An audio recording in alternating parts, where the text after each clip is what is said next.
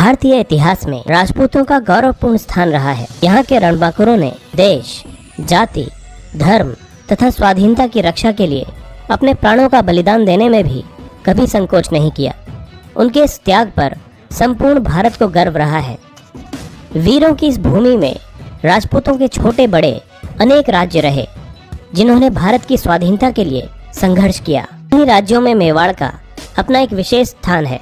इस पे इतिहास के गौरव बप्पा रावल, खुमाण प्रथम महाराणा हम्मीर, महाराणा कुंभा, महाराणा सांगा, उदय सिंह और वीर शिरोमणि महाराणा प्रताप ने जन्म लिया है। मेवाड़ के महान राजपूत राजा महाराणा प्रताप अपने पराक्रम और शौर्य के लिए पूरी दुनिया में मिसाल के तौर पर जाने जाते हैं। एक ऐसा राजपूत सम्राट जिसने जंगलों में रहना पसंद किया, लेकिन कभी विदेशी मुगलों की दास्ता स्वीकार नहीं की। उन्होंने देश, धर्म और स्वाधीनता के लिए सब कुछ न्यौछावर कर दिया। प्रताप के काल में दिल्ली में मुगल सम्राट अकबर का शासन था, जो भारत के सभी राजा महाराजाओं को अपने अधीन कर मुगल साम्राज्य की स्थापना कर इस्लामिक परचम को पूरे हिंदुस्तान में फहराना चाहता था। इसके लिए उसने नीति और अनीति दोनों का ही सहारा लिया। 30 वर्षों के लगातार प्रयास के बावजूद अकबर महाराणा प्रताप को बंदी न बना सका। महाराणा प्रताप का जन्म 9 मई 1540 को राजस्थान के कुंभलगढ़ दुर्ग में हुआ था। उनके पिता महाराजा उदय सिंह द्वितीय और माता महारानी जयवंता बाई थीं। वे राणा सांगा के पोते थे। महाराणा प्रताप को बचपन में सभी कीका के नाम से पुकारा करते थे। जिस समय महाराणा प्रताप ने मेवाड़ की गद्दी संभाली, उस समय राजपूताना साम्राज्य बेहद नाजुक दौर से गुजर रहा था। बादशाह अकबर की क्रूरता के आगे कई राजपूत नरेश अपना सिर झुका चुके थे। कई वीर प्रतापी राजवंशों के उत्तराधिकारियों ने अपनी कुल मर्यादा का सम्मान भुलाकर मुगलिया वंश से वैवाहिक संबंध स्थापित कर लिए थे। कुछ स्वाभिमानी राजघरानों के साथ ही महाराणा प्रताप भी अपने पूर्वजों की मर्यादा की रक्षा हेतु अटल थे, और इसीलिए मुगल बादशाह अकबर की आंखों में वे सदैव खटकते रहते थे। महाराणा प्रताप जिस घोड़े पर बैठते थे, वो घोड़ा दुनिया के सर्वश्रेष्ठ घोड़ों में से एक था।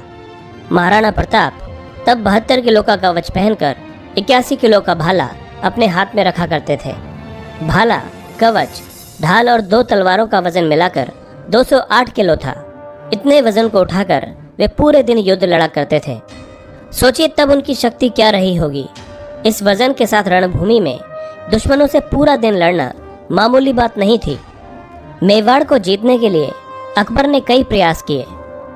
अकबर चाहता था कि महाराणा प्रताप अन्य राजाओं की तरह उसके कदमों में झुक जाए, पर महाराणा प्रताप ने अकबर की अधीनता को कभी भी स्वीकार नहीं किया।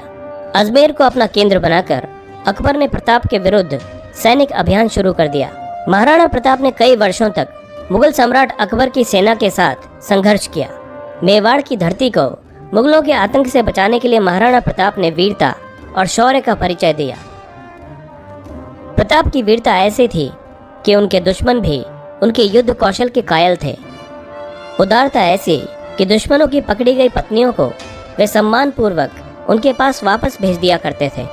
इस योद्धा ने साधन सीमित होने पर भी दुश्मन के सामने सिर नहीं झुकाया और जंगल के कंदमूल और घास की रोटियां खाकर लड़ते रहे।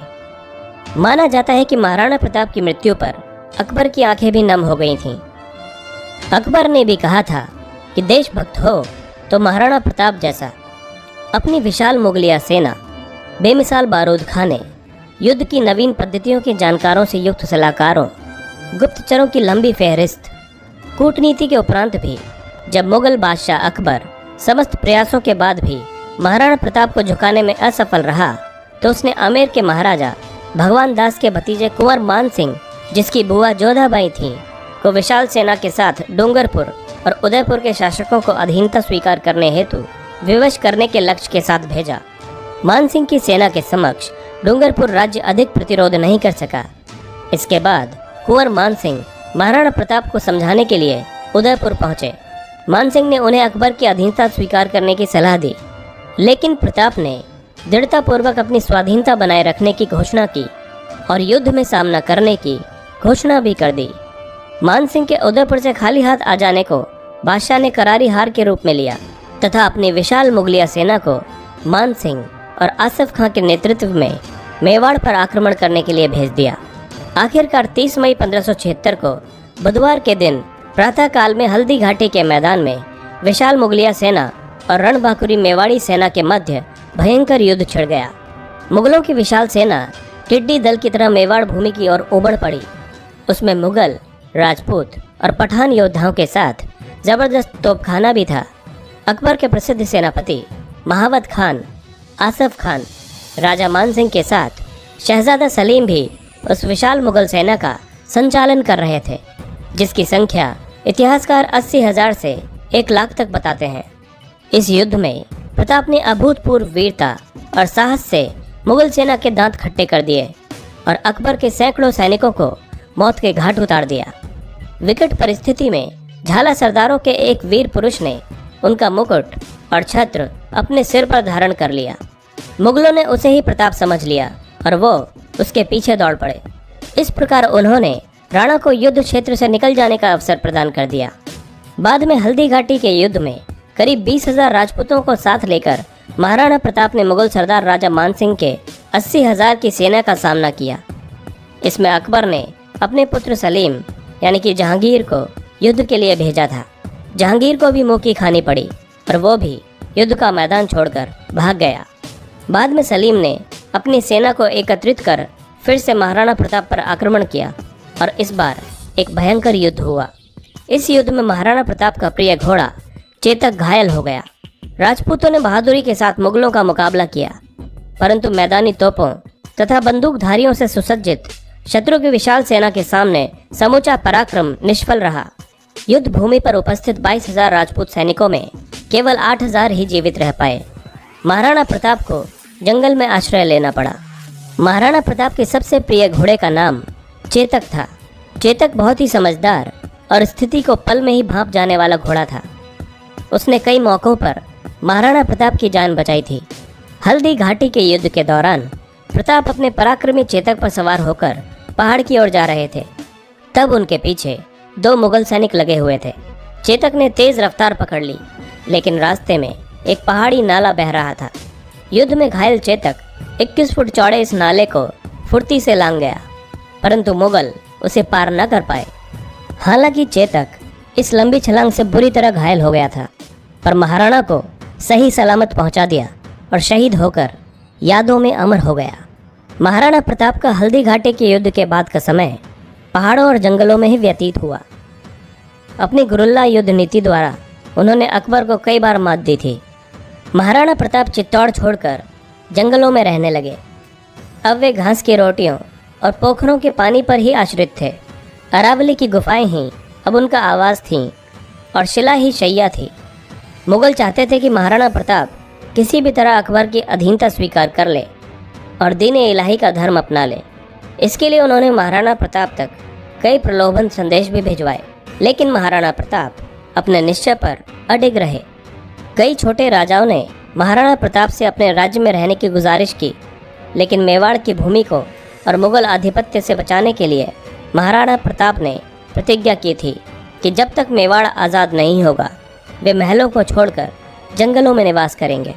स्वादिष्ट भोजन को त्याग कर कंदमूल और फलों से ही पेट भरेंगे, लेकिन अकबर का आधिपत्य कभी स्वीकार नहीं करेंगे।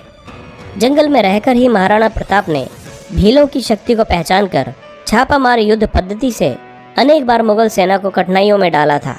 बाद में मेवाड़ के गौरव भामा शाह ने महाराणा के चरणों में अपनी समस्त संपत्ति रख दी।